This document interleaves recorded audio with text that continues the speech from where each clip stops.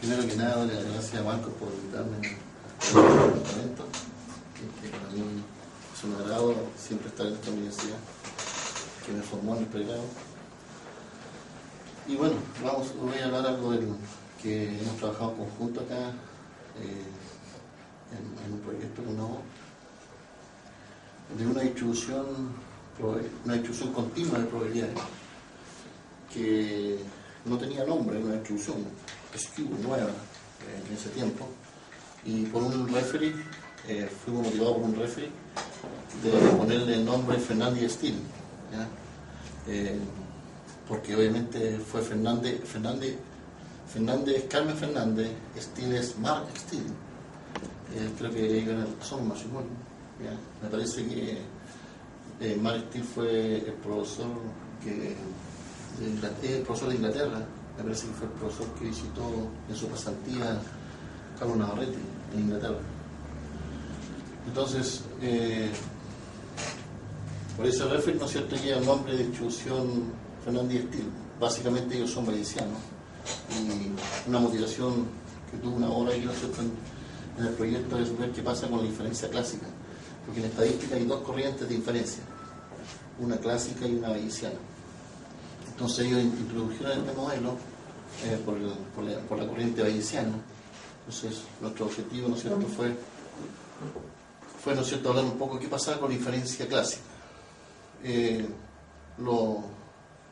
La línea, ¿no es cierto?, de la presentación, vamos a hablar en la introducción, donde vamos a hablar un poco, voy a mencionar un poco los autores del trabajo, ¿no es cierto? Voy a mencionar la SQ-normal, la distribución SQ-normal, que fue la distribución, se puede decir, la más famosa todavía, porque fue la primera que ¿no es cierto?, introdujo el profesor Adel Ciasalini en el año 1985. Y acá está, ¿no es cierto?, la Fernández Steel SQ-normal. Vamos a mencionarla, vamos a mencionar algunas propiedades. Después vamos a usar la inferencia clásica por los métodos clásicos del método momento, máxima verosimilitud. Un estudio de simulación, una ilustración con un ejemplo, ¿no es cierto?, que muestra más o menos cómo se comporta este modelo, algunas conclusiones y la referencia clásica, ¿no es cierto?, de este trabajo. Bueno, partiendo con los autores, aquí tenemos un autor principal, ¿no es cierto?, y los demás somos colaboradores. Un colaborador, ¿no es cierto?, fue Antonio Sangüesa, de la Universidad de la Frontera, que creo que ya no trabaja en la Universidad de la Frontera, se fue a trabajar a Estados Unidos. ¿Te parece a ti entonces? no, pero él es entre países. Ah, yo soy, por algo se empieza. Lo que pasa es que yo soy un romántico viajero, entonces voy al norte, voy al sur. Los románticos viajeros somos así normalmente. Él está en Estados Unidos ahora. Víctor Leiva, un profesor de la Universidad del Paraíso, un investigador muy productivo, ¿no es cierto?, de esa universidad. Y bueno, el autor principal y el culpable que yo esté estudiando, que esté trabajando en estadística, y mi mentor, Nabor Castillo, de la Universidad de La Serena. Vamos a partir entonces hablando un poco de las distribuciones SQ-normal, que ustedes ya, el coloquio anterior que yo di acá, le hablé un poquito de la SQ-normal de Asalini, del italiano, ¿cierto?, que trabaja mucho con Reinaldo Arellano, de la Católica. Llevan varios trabajos ya publicados en esa línea, en este modelo, tanto univariado como multivariado. Entonces, básicamente el modelo SQ-normal es esa densidad que está ahí, que depende de un parámetro lambda. Ese parámetro lambda es un parámetro que modela la simetría, ¿ya? Y es igual a 2 veces esa phi que está ahí, es la densidad normal estándar. La normal estándar que todos conocemos, la distribución normal estándar de la gaussiana, ¿ya? Esta es la acumulada de la gaussiana, evaluada del lambda x, y lambda está en todos los reales. Entonces lo que hace este modelo, que es el de Asalini, básicamente, ¿no es cierto?, cuando el lambda vale 0, por ejemplo, la acumulada de 0, ¿no es cierto?, es justo como es simétrica, la densidad normal, acumula, ¿no es cierto?, la mitad del área, que es un medio. Por lo tanto, con ese 2 se va y queda la densidad normal estándar. Entonces, cuando el lambda vale 0, la SQ-normal de Asalini recupera el normal estándar de la gaussiana. Y uno sabe que la gaussiana es simétrica. Por lo tanto, cuando el lambda vale 0, se recupera el modelo simétrico. Pero cuando el lambda es positivo, este efecto que está acá, ¿cierto?, que algunos le llaman la SQ-function, este efecto produce que el modelo quiebre la simetría del modelo normal y tire el modelo a la derecha. Y cuando el lambda es negativo, lo tira a la izquierda. Entonces, Asalini construyó un modelo mucho más flexible que el modelo normal.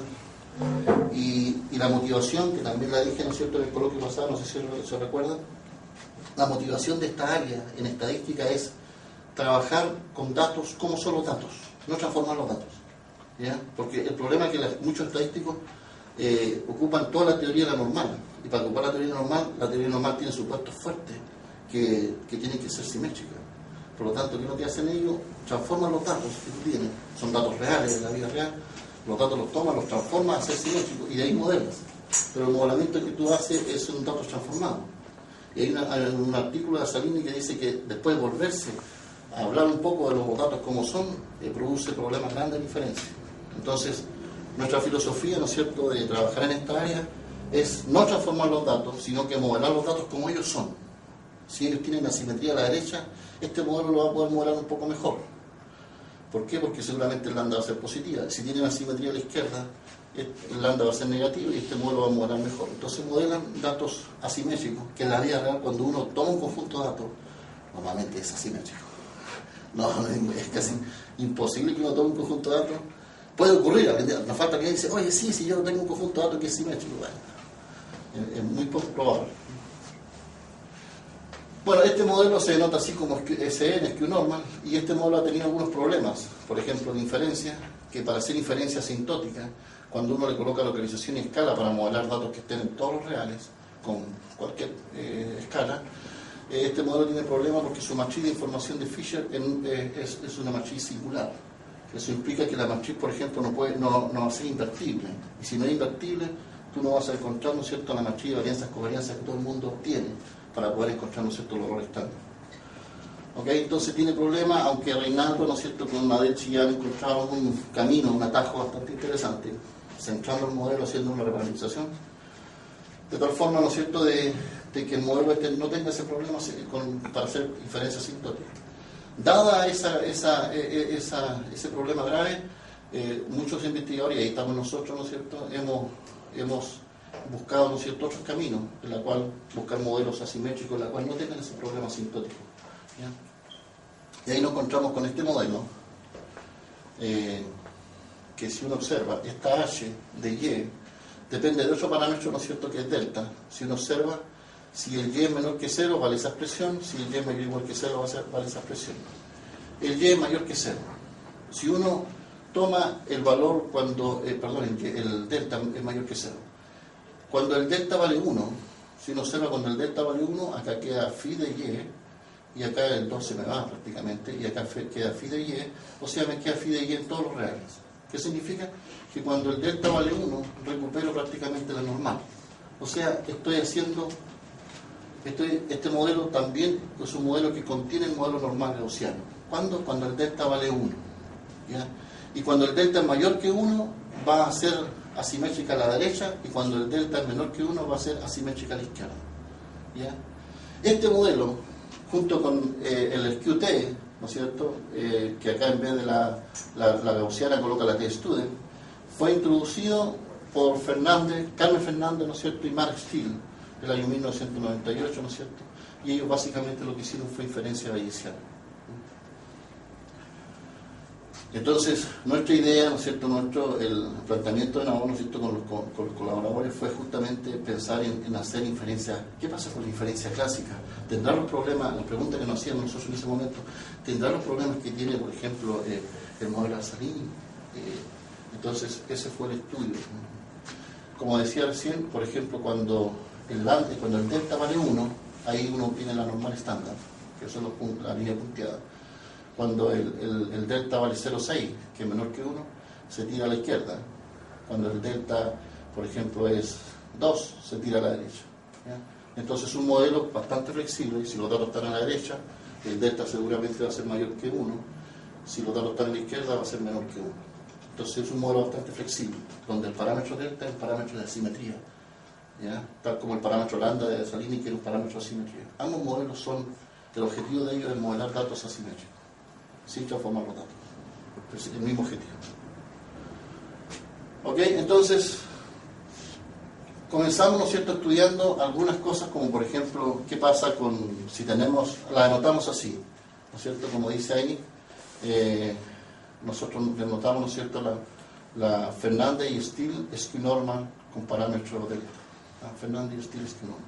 Como dije recién, el nombre Fernandez y Steele fue sugerido por un referee más que todo. A lo mejor fue Fernández o fue Steele. Después del divorcio. Ok, entonces, una de las primeras contribuciones que realizamos, ¿no es cierto?, fue, por ejemplo, si tenemos, ¿no es cierto?, una variable aleatoria que es Fernandez y Steele con parámetro delta, construimos una variable u, que va a ser el cuadrado de esa variable, en la cual esa distribución, ¿no es cierto?, esa densidad de u queda como una mezcla finita de dos, ¿no es cierto?, densidades que ambas son gamas con esos parámetros. Lo mismo si construimos una variable aleatoria h, que es el valor absoluto de esa y, construimos, ¿no es cierto?, este modelo que es una mezcla de modelos. Ambos modelos, tanto el que está ahí, el i y el 2i, nosotros con esa representación estocástica, ¿no es cierto?, lo estamos introduciendo, pero son modelos que prácticamente se pueden utilizar. Y por ejemplo, uno puede tomar este trabajo y estudiar el modelo i, estudiar el modelo 2i y aplicarlo. Por ejemplo, normalmente esto no hicimos lo gráfico, es probable que estos datos, como son mezclas de distribuciones, es muy probable que sean modelos bimodales. Entonces puede servir para modelar datos que tienen dos modos. La representación estocástica de este modelo, obviamente en el paper que de Fernandez y Steele no está la representación estocástica, ellos hicieron inferencia bayesiana en la cual no necesitaban representación estocástica. ¿Ya? Entonces, es una producción importante en el trabajo que hicimos, ¿no es cierto? Prácticamente decimos que una variable aleatoria es Fernandez y Steele Skew Normal, ¿no es cierto?, con parámetro delta. ¿Ya? Si tenemos, ¿no es cierto?, dos variables aleatorias independientes, una que es h, que es el valor absoluto de esa z, donde z es normal, 0,1, normal estándar, y la otra que es una variable discreta que depende, ¿no es cierto?, de delta, que se puede escribir así, ¿no es cierto?, para dos valores, uno delta y otro menos 1 partido por delta, de tal forma que la representación estocástica me dice que este modelo se puede construir en base a ¿qué cosa? En base a la multiplicación de dos variables aleatorias que sean independientes, una que es la h, que es el valor absoluto de una normal estándar, el modelo Hart-Norman que se conoce, y una, ¿no es cierto?, que es una discreta que toma esos valores con esas probabilidades. Entonces, esta representación, ¿para qué me va a servir? Me va a servir, por ejemplo, para generar números aleatorios, hacer estudios de simulación, ¿ya?, que son muy importantes para ver cómo se comporta el modelo, y también me va a servir para encontrar un momento, ¿no es cierto?, en forma directa, usando la representación y no usando la definición de momento. ¿Ok? Entonces, la demostración está en el paper, y solamente coloco este resultado, que es bastante importante, es una proposición, ¿ya?, de la representación de este modelo. Otra representación también muy similar es en base a una suma, ¿no es cierto?, de variables aleatorias, una, ¿no es cierto?, que es ambas que son normales, estándar, una como las dos como valor absoluto, pero esta multiplicada por una discreta, ¿ya?, y esta multiplicada por un delta y uno menos una discreta. ¿Por qué esta representación? Si uno observa, la anterior es un producto de dos variables aleatorias, esta es una suma. A veces es conveniente colocar representaciones estocásticas que sean sumas porque facilita a veces la implementación de algoritmos, como por ejemplo el algoritmo EM, algoritmos computacionales en la cual la representación estocástica como suma es mucho más práctica. Entonces colocamos dos representaciones estocásticas del modelo, ¿ya?, que son prácticamente los resultados que tienen más peso teórico en el artículo, en el trabajo. El modelo, cuando uno ya quiere modelar datos que están a la izquierda, a la derecha, necesita a la variable aleatoria agregarle, ¿no es cierto?, un parámetro de localización, ¿ya?, o en matemática a veces uno dice esto se llama travelación, ¿cierto? En estadística nosotros llamamos parámetro de localización, y un parámetro que multiplica, ¿no es cierto?, la variable aleatoria, que es un parámetro de escala, de tal forma, ¿por qué construimos una variable aleatoria S, que se va a llamar Fernandez y Steele Skew Normal, con localización mu, escala sigma, ¿ya?, y sigma cuadrado, y parámetro de asimetría, ¿no es cierto?, delta? ¿Con qué fin? Con el fin de modelar datos tanto que estén a la izquierda, a la derecha, eso lo hace, ¿no es cierto?, el mu, y la escala pueden ser, ¿no es cierto?, de distinta escala, valores muy grandes, valores pequeños, entonces me hace más flexible el modelamiento. Entonces al final voy a tener un modelo con 3 parámetros. Y la forma del modelo está ahí, ¿no es cierto? En la misma forma que está ahí, usando esa transformación lineal, ¿no es cierto? Yo por el método jacobiano puedo encontrar que esa es la densidad prácticamente del modelo con localización escalar. La misma que teníamos antes, agregándole, ¿no es cierto?, lo que es muy el signo. ¿Ok? Bien. Como dije recién, teniendo la representación estocástica, uno puede encontrar todos los momentos. Si yo tengo una variable y, que es Fernandez-Stiles Q-normal, ¿ya? Tanto con parámetros, ¿no es cierto?, asimetría delta y una con localización escala, entonces puedo encontrar, por ejemplo, todos los momentos, ¿no?, cualquier momento, ya de la variable aleatoria Fernandez-Stiles Q-normal, ya los momentos, ¿no es cierto?, con respecto a delta, ya, y por lo tanto son esa expresión que está ahí. ¿De dónde sale esa expresión? Uno lo puede encontrar fácilmente usando representación estocástica. Si uno la usa por definición, es muy probable que llegue a lo mismo, pero las cuentas van a ser más largas, ¿no? Ahora, si yo tengo localización escala, como la localización escala es una transformación lineal de la anterior, ¿no es cierto? Por lo tanto, si una transformación lineal, seguramente estos momentos que están acá van a ser, va a tener que usarse el teorema del binomio para poder encontrar un momento, ¿no es cierto?, de la variable aleatoria S, que es una Fernandez-Stiles con localización escala. ¿Okay? Entonces esos momentos, tanto de eso como eso, son muy directos. ¿Gracias a qué? A la representación estocástica. Por ejemplo, el primer momento, la esperanza, ¿no es cierto?, de S vale eso. Depende de qué cosa, depende de mu, depende de sigma y depende del parámetro de simetría. Si uno observa, cuando el delta vale 1, eso que está ahí se hace 0 y realmente aparece mu, que es la esperanza de la normal cuando está localizada en mu. ¿No? ¿Por qué? Porque cuando delta vale 1, lo que hace este modelo recupera la normal estándar. ¿Okay? Lo mismo con la varianza de eso, ¿no es cierto?, eso que está ahí. Uno puede calcular el coeficiente de asimetría, calcular el coeficiente de kurtosis, que es muy importante, y observamos una cosa muy interesante ahí, que el coeficiente de asimetría, haciendo tender los límites, ¿no es cierto?, tanto para la izquierda como para la derecha, observamos que el coeficiente de asimetría de la variable aleatoria Fernandez-Stiles se mueve entre menos 0,9953 y 0,9953. Y el coeficiente kurtosis entre 3 y 3,8692. ¿Por qué interesante? Seguramente no se recuerda mucho, ¿no es cierto?, pero el último coloquio que di, ¿no es cierto?, el modelo Assalini, los intervalos de asimetría y kurtosis son los mismos.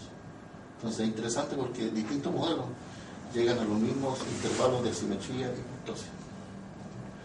¿Qué significa? Que estos modelos pueden modelar datos con ese rango de asimetría y con ese rango de kurtosis. Tienen la misma cobertura en un modelo. Entonces hasta el momento uno puede decir, bueno, este modelo es un modelo bastante alternativo que está compitiendo prácticamente con el famoso modelo de Assalini. Bueno, hasta ahí estudiamos parte, ¿no es cierto?, de lo que es las cosas probabilísticas, las propiedades. Entonces uno ya empieza a pensar, ¿no es cierto?, en cuando tiene datos, ¿no es cierto?, y quiere hacer modelamiento, uno dice, tengo que encontrar valores aproximados de mu, de sigma y de delta. Y eso significa hacer inferencia estadística. Por lo tanto, en inferencia clásica los métodos más famosos son método momento, método máxima aproximación. Entonces el método momento usa los estimadores de momento. Por ejemplo, acá el mu, que, ¿no es cierto?, la esperanza de S, que es la que está acá. Si tú despejas el mu, lo tiras para allá, eso, ¿no es cierto?, es una ecuación muy sencilla, ¿no es cierto?, tienes eso que está ahí, ¿no? Y el sigma cuadrado lo tienes eso que está ahí. Si uno observa, por ejemplo, el sigma cuadrado es la varianza, ¿no es cierto?, de S, que uno puede llevar a la varianza muestral. Y al final, en el fondo, esto que está acá solamente va a depender de delta. Si uno toma el coeficiente de asimetría, ¿ya?, muestral, el coeficiente de asimetría está acá, perdón, ese que está ahí.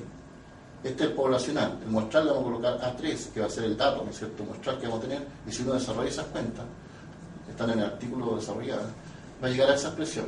Y si uno observa esa expresión que está ahí, solamente depende de delta.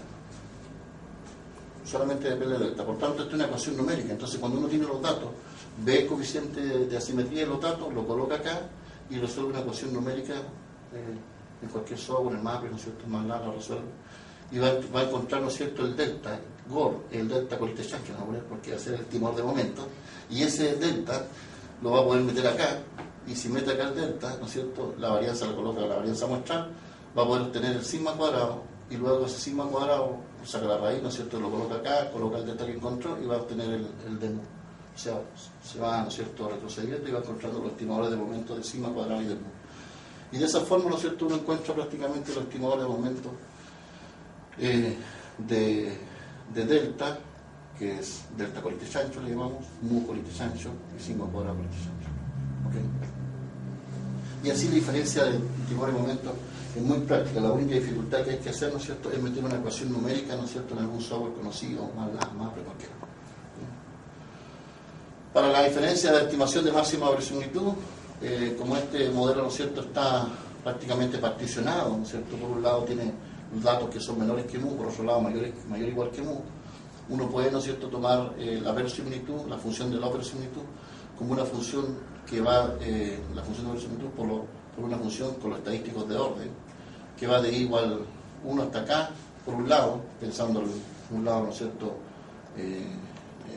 de la función como se define, ¿no es cierto?, y la otra de k más 1 sería el lado derecho, por ejemplo, hasta n, ¿ya? Y así puede tener la función del lado de verosimilitud con esa constante que vale eso.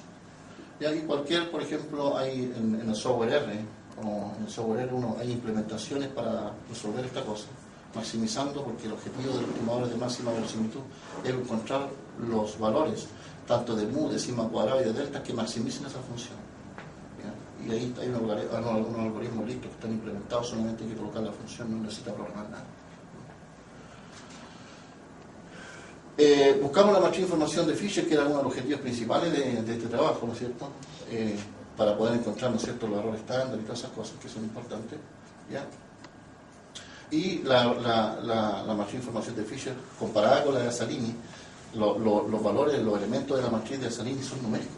Entonces uno tiene que volver a hacer un programita para calcular valores numéricos, mientras que si uno observa acá todos son algebraicos, son explícitos, son muy bonitos además, ¿ya? Entonces observamos que cuando el delta es igual a 1, por ejemplo, ¿ya?, y cuando el delta es cualquier valor de los reales positivos, porque ahí se mueve, ¿no es cierto?, el espacio paramétrico del delta, ¿no es cierto?, en los reales positivos, es no singular, es una matriz realmente que se comporta muy bien, por lo tanto nos garantiza que la invertida de esta, ¿no es cierto?, vamos a tener error estándar adecuado como corresponde. Entonces cuando el delta vale 1, queda, ¿no es cierto?, esa matriz que está ahí, que en el caso particular, ¿no es cierto?, es no singular, no así, ¿no es cierto?, el problema que tiene Salini, ¿no es cierto?, de singularidad. Entonces ya observamos que este modelo, comparado con el Salini, le saca una ventaja de que la matriz de información de Fisher, en el caso cuando baja la normal, es no singular, por lo tanto, los errores estándar, inferencia asintótica se puede hacer todo lo que es inferencia, lo que uno conoce, sin ningún problema. Hicimos un estudio de simulación para ver el comportamiento, como los estimadores de momento eran explícitos, los de máxima verosimilitud había que hacer un programita nomás, nada más. Hicimos un estudio de simulación, generamos 1000 muestras, ¿ya?, de tamaño 100 y 1000 muestras de tamaño 200. Las mismas muestras, cada una de esas muestras encontramos los estimadores de momento, y con esa misma muestra encontramos los estimadores de máxima verosimilitud, y los fuimos guardando. Entonces, son 1000 muestras de tamaño 100. O sea, la primera muestra de tamaño 100 encontramos, ¿no es cierto?, los estimadores, ¿no es cierto?, por ejemplo, pensando solamente en el caso no completo. ¿Por qué? Porque con mu y sigma el modelo, sabemos por los papers publicados, ¿no es cierto?, que el modelo normal se comporta bien, no hay ningún problema. Pero sí tenemos sospecha grande con este parámetro nuevo que se está agregando, que es el parámetro D. Queremos ver si produce algún problema o no. Y observamos, por ejemplo, que lo que uno hace acá, ¿no es cierto?, por ejemplo, encuentra 1000 muestras de tamaño 100. La primera muestra de tamaño 100 encuentra, ¿no es cierto?, le da el valor de delta 0,5 y encuentra su estimado, que es el estimador de máxima verosimilitud. ¿Cuánto da? 0,5249 con un error estándar de 0,089. Y el estimador de momento, el otro método, ahí estamos viendo los dos métodos, el otro método da 0,5460 y entre paréntesis el error estándar 5.4625. ¿Ya? En el caso cuando es 200, cada vez que observamos que va creciendo, ¿no es cierto? A ver, para explicar bien a lo mejor la simulación, son 1000 muestras de tamaño 100. Cuando uno toma una muestra de tamaño 100, la primera de ellas, encuentra el estimador de delta, lo guarda, ¿ya?, La segunda muestra, el estimador de delta lo guarda. ¿Cuánto va a encontrar? 1000 estimadores de delta. Por lo tanto, este valor que está acá es el promedio de esos 1000 estimadores. Y esta es su desviación estándar. ¿Ok? Para tamaño cuando es 100. Cuando es 200, la misma historia. ¿Ya? Con 1000 muestras de tamaño 200. Es un estudio de simulación de diferencia. ¿Ya? Y observamos que obviamente, ¿no es cierto?, empieza a decrecer la estimación. Nosotros sabemos, porque en la simulación, cuando uno hace simulación, uno sabe la verdad. ¿Y la verdad cuál es? 0,5. Y acá este método, ¿no es cierto?, observamos el de máxima verosimilitud 0,52, va bajando 0,51. El de estimador de momento es más alta la estimación, se sobreestima más, ¿no es cierto?, y el error estándar más grande. Pero va decreciendo el error cuando el N, ¿no es cierto?, va creciendo. Y ahí cuando 0,8, ¿no es cierto?, y 1, y ahí están los valores similares, y uno observa en general que cuando uno mira, ¿no es cierto?, observa que los estimadores de máxima verosimilitud son mejores que los estimadores de momento. No hay ningún descubrimiento, porque la teoría garantiza que los estimadores de máxima verosimilitud siempre son mejores. ¿Ya? Lo interesante de esto que analizamos, ¿no es cierto?, que el modelo de Salini, los estimadores de máxima verosimilitud son malísimos, y los estimadores de momento son peores todavía. Entonces hay gente que está haciendo artículos para mejorar esas estimaciones, mientras que observamos acá, por ejemplo, que los estimadores de máxima verosimilitud, esta es la verdad, no andan tan mal, el tamaño pequeño, el tamaño más grande se acerca más a la verdad, y los valores son muy bajitos, los de máxima verosimilitud, estos son los máximos verosimilitud. Por lo tanto, tanto los máximos verosimilitud como los estimadores de aumento acá nos están dando bastante bien, un modelo que tiene la particularidad, ¿no es cierto?, de que en algún problema determinado uno a lo mejor puede usar los estimadores de aumento y de máxima verosimilitud. Acá, como conclusión, uno puede concluir que siempre va a usar los de máxima verosimilitud si lo puede hacer. ¿Ya? Lo importante es que ambos métodos se comportan bastante bien con ese estudio de simulación. Tomamos un conjunto de datos que son datos reales, son la altura de 219 volcanes,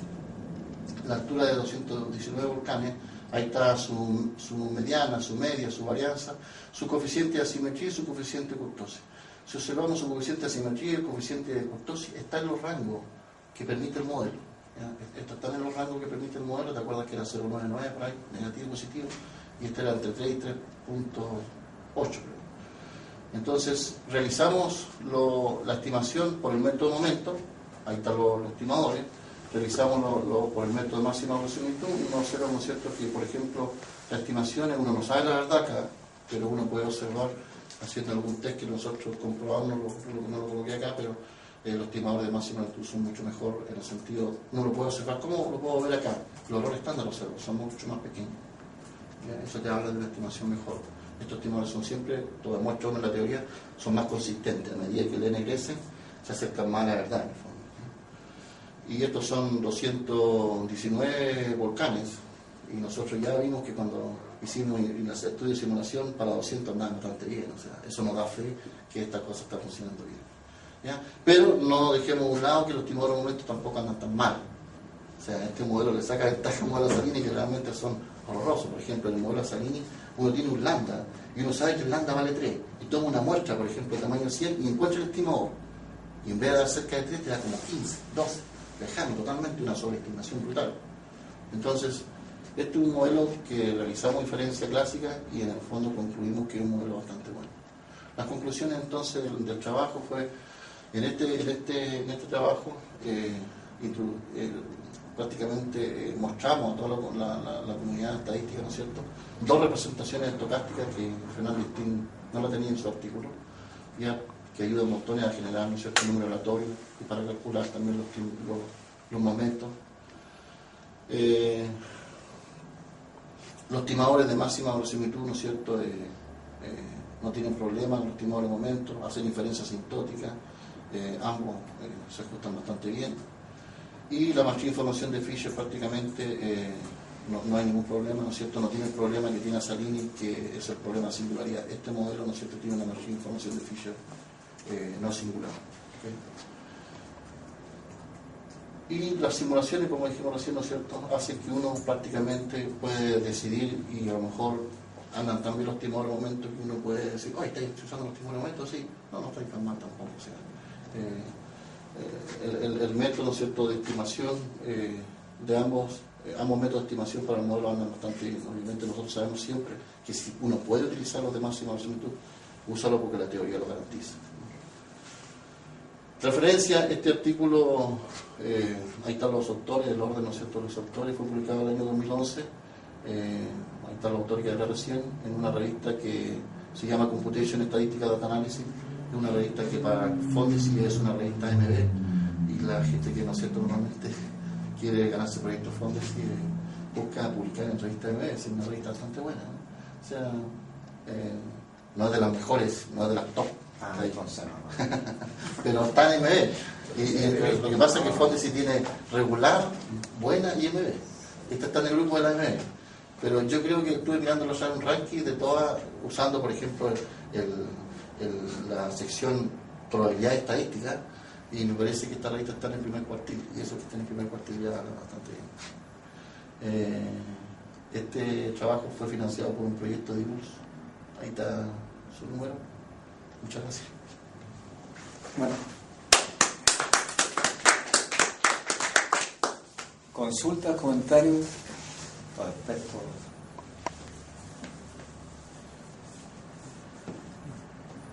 El título de la conferencia decía, ¿no me acuerdo? Y aplicaciones.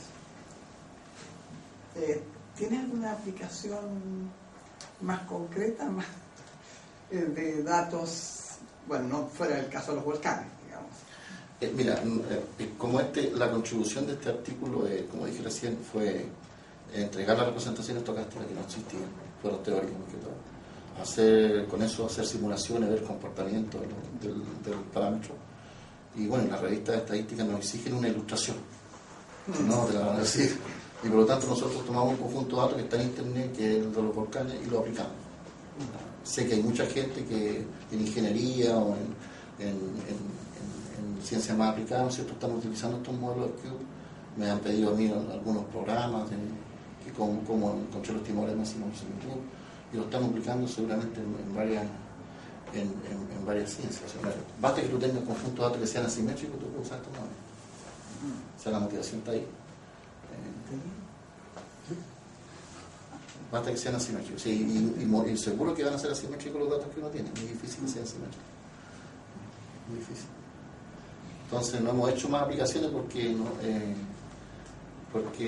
a ver, por muchos motivos. Por ejemplo, un motivo es que si nosotros publicamos en revistas aplicadas, nos castigan en Fondesit. Tenemos que publicar en revistas que están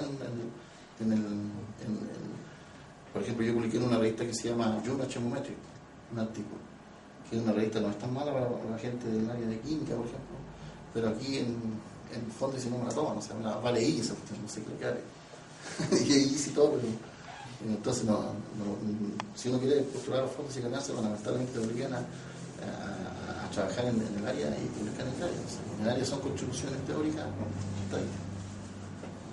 O sea, no son tan teóricas tampoco. Pero ahí está el modelo. Pueden usarlo todo. No, usarlo todo. En educación, en todos lados se puede usar. ¿Más consultas? Mecánica cuántica, ¿sí? Que la mecánica cuántica no usa probabilidades clásicas. Así que no tampoco. No, porque tú tienes que hacer probabilidades cuánticas. Si tú disparas, por ejemplo, 2 fotones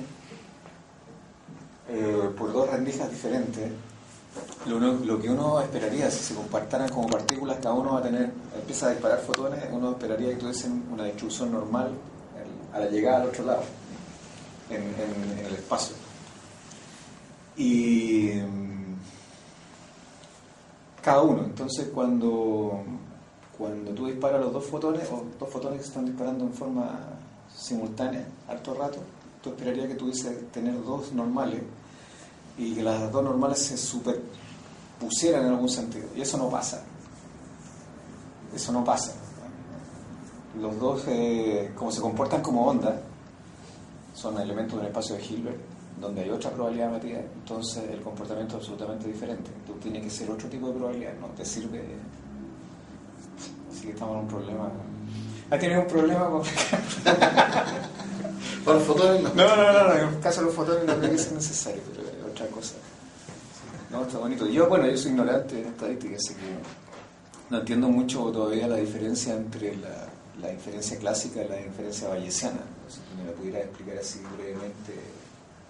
Sí, la inferencia bayesiana, la inferencia clásica, normalmente, porque el objetivo, ¿no es cierto?, de cuando uno tiene, por ejemplo, el modelo, porque uno como estadístico, ¿no es cierto?, probabilista, si tiene un conjunto alto, una de las primeras suposiciones que uno hace es decir, este modelo, ¿no es cierto?, estos datos lo va a modelar cierto modelo.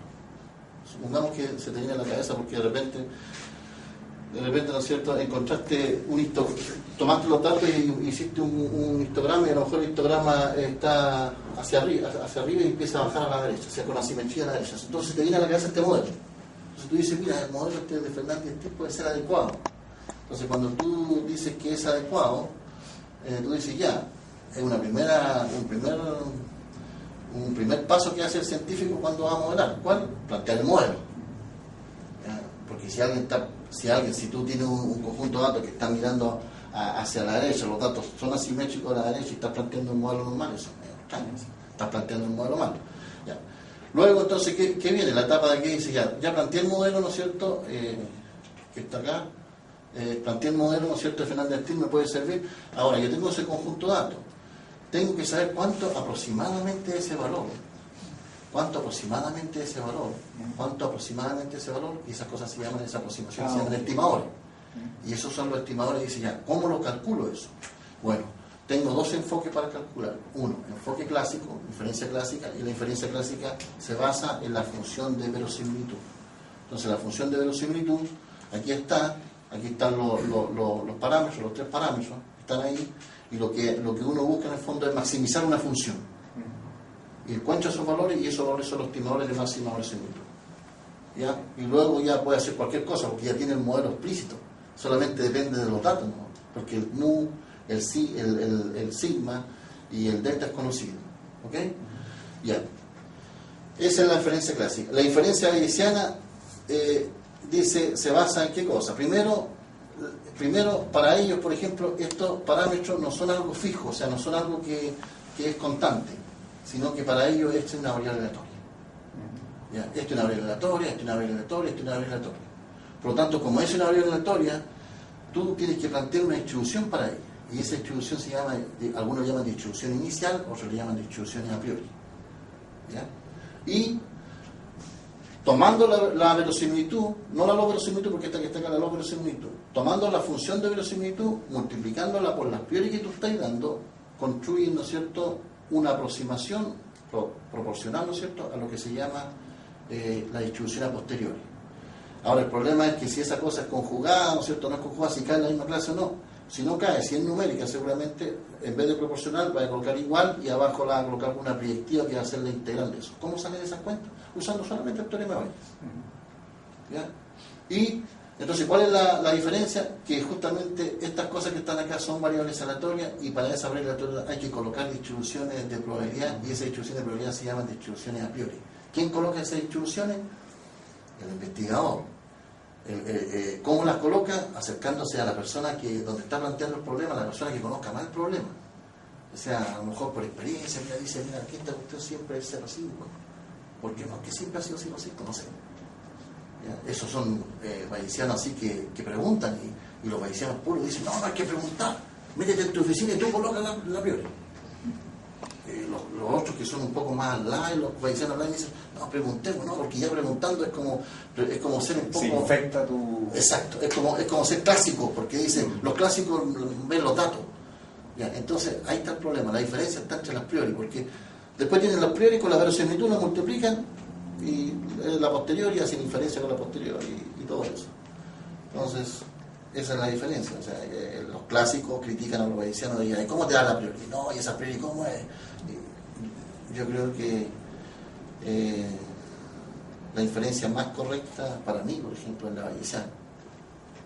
No es que esta cuestión valga basura tampoco, sino que es más real. O sea, uno ve, por ejemplo, mucha gente bayesiana sin saber qué es bayesiano. O sea, un médico te dice, mira, tú tienes como 80% que te va a ir en la operación. ¿Y cómo supo ese gallo que es bayesiano? Es decir, está colocando una priori. La posteriori, y después cuando sale la operación, sale la posteriori. Entonces, Resultado final. resultado final, Se murió el se paciente. murió el paciente. La a priori que dio no era muy informativa, era mega mala. O sea. Entonces ahí está, bueno, ¿cómo es la a priori? El problema es, los clásicos le dicen a los bayesianos, ¿cómo es la a priori? La a priori depende mucho de tu resultado, depende mucho de la a priori. Depende, si hay a priori que tú de repente le quieres dar poco peso de influencia y que mande más la verosimilitud, lo puedes hacer. ¿Okay? Pero es mucho más real, o sea, si uno ve el contexto desarrollo teórico de ambas inferencias, la inferencia bayesiana es más, tiene contextos más parecidos a la matemática. Empieza con unos postulados, con los teoremas, construcciones normales, mientras que la inferencia clásica es más una construcción así de método, método de Marciano Seguro, como cosa aislada. Entonces es mucho más bonita, me gusta mucho más la inferencia bayesiana. O sea. Ahora, hay que, para hacer inferencia bayesiana hay que ser muy bueno en hacer programas, tremendos programas de computación, manejar un montón de cosas de computación. Con los computadores que tenemos ahora, que son rapidísimos, se puede hacer inferencia bayesiana y por eso es tan famosa en los tiempos que están. Pero esa es la diferencia. O sea, uno tendría que preguntarle al médico si es bayesiano o no. Sí, clásico. Que no, seguramente no tengo idea, pero la gente es bayesiana sin saberlo. Sí. La gente bayesiana sin saberlo. Los estudiantes de ingeniería, cuando yo le enseño, por ejemplo, inferencia estadística, y le digo un intervalo de confianza, le digo, por ejemplo, mira, tengo el tita está entre 1 y 10. ¿Qué significa eso? Los chiquillos dicen, y con un 90% de nivel de confianza. ¿Qué significa eso? Y los chiquillos dicen, significa que es con un 90% de probabilidad el tita está en ese rango. Eso significa. Y tú todavía no le enseñas nada de materia. Le dices, ¿qué significa eso para usted? Y te dicen, existe un 90% de probabilidad, profesor, de que el tita esté en ese intervalo. Ese concepto es bayesiano. No es clásico. No es el intervalo de confianza clásico. Y ahí después uno le explica el intervalo de confianza clásico y hay que sacarse una empanada más grande. Entonces, es mucho más creíble el concepto de dije que la bayesiano. estadística da para todo. Sí, bueno. No, Depende. Sí. Sí. Depende. No sé si hay más consultas, comentarios. Bueno, esto te queremos agradecer. No, para mí es